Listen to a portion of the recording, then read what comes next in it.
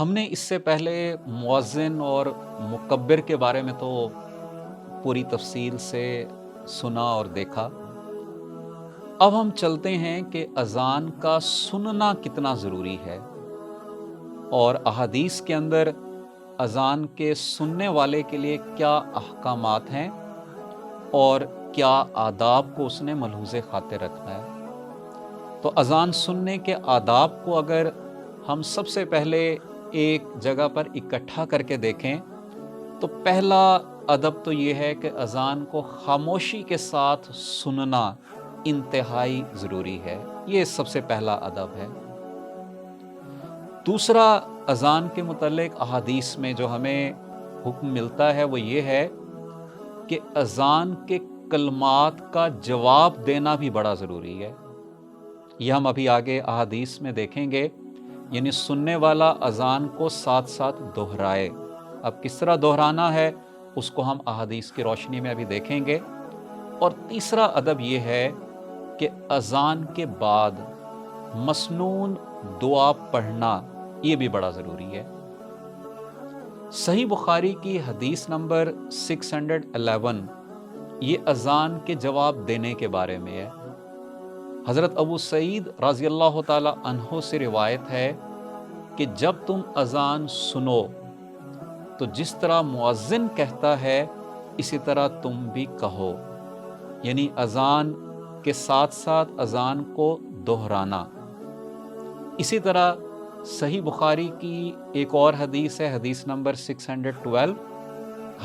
حضرت عیسیٰ بن طلحہ رضی اللہ تعالی عنہ سے روایت ہے کہ انہوں نے ایک دن حضرت معاویہ رضی اللہ تعالی عنہ کو یہ کہتے ہوئے سنا کہ آپ صلی اللہ علیہ وآلہ وسلم نے اشہد ان محمد الرسول اللہ تک اسی طرح کہا جس طرح مؤذن نے کہا، یعنی اذان کے شروع ہونے سے لے کر اللہ اکبر سے لے کر یہاں تک جو ہے حضور پاک صلی اللہ علیہ وسلم نے اس کو دہرایا۔ اسی طرح صحیح بخاری کی حدیث نمبر 613 ہے جو کہ حضرت یحییٰ رضی اللہ تعالی عنہ سے روایت ہے کہ جب مؤذن نے حی علی الصلاۃ کہا تو معاویہ رضی اللہ تعالی عنہ نے لا حول ولا قوت الا باللہ کہا اور کہنے لگے کہ ہم نے نبی کریم صلی اللہ علیہ وآلہ وسلم سے ایسے ہی کہتے سنا ہے۔ اسی طرح صحیح مسلم کی حدیث نمبر 849 ہے، حضرت عمر بن خطاب رضی اللہ تعالی عنہ سے روایت ہے کہ رسول اللہ صلی اللہ علیہ وآلہ وسلم نے ارشاد فرمایا، جب مؤذن اللہ اکبر کہے تو تم میں سے بھی کوئی ایک اللہ اکبر کہے، پھر مؤذن اشہد اللہ الہ الا اللہ کہے تو یہ بھی اشہد اللہ الہ الا اللہ کہے، پھر مؤذن اشہد ان محمد الرسول اللہ کہے تو یہ بھی اشہد ان محمد الرسول اللہ کہے، پھر وہ حی علی الصلاۃ کہے تو یہ بھی لا حول ولا قوت الا باللہ کہے، پھر وہ حی علی الفلاح کہے تو یہ لا حول ولا قوت الا باللہ کہے، پھر وہ اللہ اکبر کہے تو یہ بھی اللہ اکبر کہے، پھر وہ لا الہ الا اللہ کہے تو یہ بھی لا الہ الا اللہ خلوص دل سے کہے تو یہ جنت میں داخل ہوگا۔ تو اس حدیث کے اندر ہمیں مکمل طور پر پتہ چلتا ہے کہ اذان جب پڑھی جائے تو اذان کے کن کلمات کے ساتھ ساتھ ہم نے کیا کچھ پڑھنا ہے، اور آخر میں آپ دیکھیں گے کہ اس طریقے کے مطابق جو شخص اذان کا جواب دے گا، حدیث کے اندر لکھا ہے کہ وہ شخص جنت میں داخل ہوگا۔ تو اسی لیے یہ انتہائی ضروری ہے کہ جب اذان دی جا رہی ہو تو اس کو خاموشی سے سنیں اور اس کا ساتھ ساتھ جواب ضرور دیں۔ اب آخر میں ہم یہ دیکھیں گے کہ اذان کے بعد کون سی دعا اور کون سے اذکار ہیں جو پڑھنے چاہیے، جو احادیث میں موجود ہیں۔ تو اس کے اندر سب سے پہلے ہمارے سامنے صحیح بخاری کی حدیث نمبر 614 آتی ہے، جو اذان کی دعا کے بارے میں ہے۔ حضرت جابر بن عبداللہ رضی اللہ تعالی عنہ سے روایت ہے کہ رسول اللہ صلی اللہ علیہ وآلہ وسلم نے فرمایا، جو شخص اذان سنتے وقت یہ دعا پڑھے، دعا ہم ابھی آگے دیکھتے ہیں، اسے قیامت کے دن میری شفاعت ملے گی۔ اسی طرح صحیح مسلم کی حدیث نمبر 849 ہے، حضرت عبداللہ بن عمر بن عاص رضی اللہ تعالی عنہ سے روایت ہے کہ انہوں نے نبی صلی اللہ علیہ وآلہ وسلم کو سنا، آپ فرما رہے تھے، جب تم مؤذن کو سنو تو اسی طرح کہو جیسے وہ کہتا ہے، پھر مجھ پر درود بھیجو، کیونکہ جو مجھ پر ایک دفعہ درود بھیجتا ہے اللہ تعالیٰ اس کے بدلے اس پر 10 رحمتیں نازل فرماتا ہے۔ پھر اللہ تعالیٰ سے میرے لیے وسیلہ مانگو، کیونکہ وہ جنت میں ایک مقام ہے جو اللہ کے بندوں میں سے صرف ایک بندے کو ملے گا، اور مجھے امید ہے وہ میں ہوں گا۔ چنانچہ جس نے میرے لیے وسیلہ طلب کیا اس کے لیے میری شفاعت واجب ہوگی۔ اب اس حدیث میں ہمیں پتہ چلتا ہے کہ اذان سے ریلیٹڈ 2-3 چیزیں ہیں جن کی طرف نشاندہی کی گئی ہے۔ پہلی چیز تو یہ ہے کہ جب اذان پڑھی جائے تو اس کے ساتھ ساتھ اذان کو دہرانا، پھر اذان پڑھنے کے بعد حضور پاک صلی اللہ علیہ وآلہ وسلم پر درود پڑھنا، اور یہاں پر درود کا آپ نے اجر بھی دیکھا ہے کہ جو ایک مرتبہ درود بھیجتا ہے اللہ تعالیٰ اس کے بدلے 10 رحمتیں نازل فرماتا ہے۔ اور اس کے بعد وسیلہ جو ہے وہ دعا کی صورت میں، جو ہم اذان کے بعد دعا پڑھتے ہیں اس میں ہم یہی دعا مانگتے ہیں کہ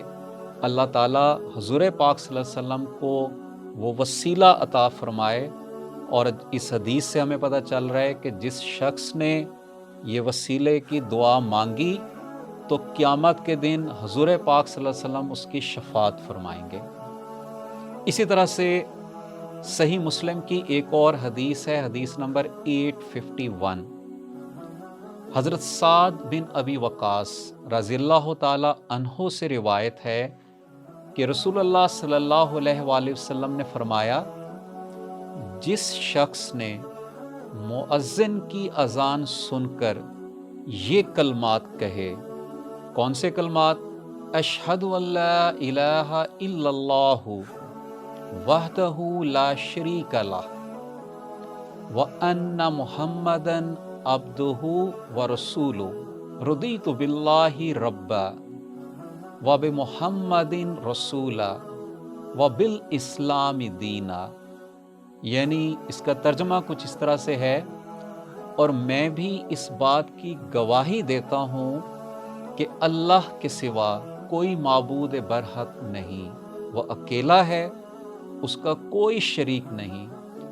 اور میں یہ بھی گواہی دیتا ہوں کہ محمد صلی اللہ علیہ وآلہ وسلم اس کے بندے اور رسول ہیں۔ میں اللہ کے رب ہونے، محمد صلی اللہ علیہ وآلہ وسلم کے رسول ہونے اور اسلام کے دین ہونے پر راضی ہوں۔ تو حضور پاک صلی اللہ علیہ وسلم نے اسی حدیث کے اندر اس سے آگے فرمایا کہ جو شخص یہ کلمات کہے گا تو اسے بخش دیا جائے گا۔ اب ہم ان کلمات کی طرف چلتے ہیں جو حدیث کی روشنی میں ہمیں بتائے گئے ہیں کہ اذان کے بعد پڑھنا ضروری ہے جن کا۔ وہ کلمات اس طرح سے ہیں، اللہم رب ہذہ الدعوۃ التامہ والصلاۃ القائمہ آت محمدا الوسیلۃ والفضیلہ وابعثہ مقاما محمودا الذی وعدتہ۔ ترجمہ اس کا اس طرح سے ہے، اے اللہ، اس پوری پکار کے رب، اور قائم ہونے والی نماز کے رب محمد صلی اللہ علیہ وآلہ وسلم کو وسیلہ عطا فرما اور ان کو فضیلت عطا فرما اور ان کو مقام محمود پر پہنچا جس کا تو نے ان سے وعدہ فرمایا ہے، بے شک تو وعدہ خلافی نہیں کرتا۔ آخر میں ہم ایک آخری حدیث کی طرف چلیں گے جو کہ سنن ابی داؤد کے اندر موجود ہے، حدیث نمبر 2540۔ حضرت سہل بن سعد رضی اللہ تعالی عنہ سے روایت ہے کہ رسول اللہ صلی اللہ علیہ وآلہ وسلم نے فرمایا، 2 وقت کی دعائیں رد نہیں کی جاتی یا کم ہی رد کی جاتی ہیں۔ ایک اذان کے بعد کی دعا، دوسرے لڑائی کے وقت کی جب دونوں لشکر ایک دوسرے سے بھڑ جائیں،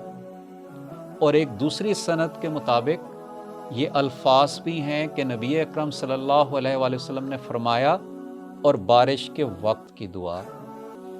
تو اب ان تمام احادیث کی روشنی میں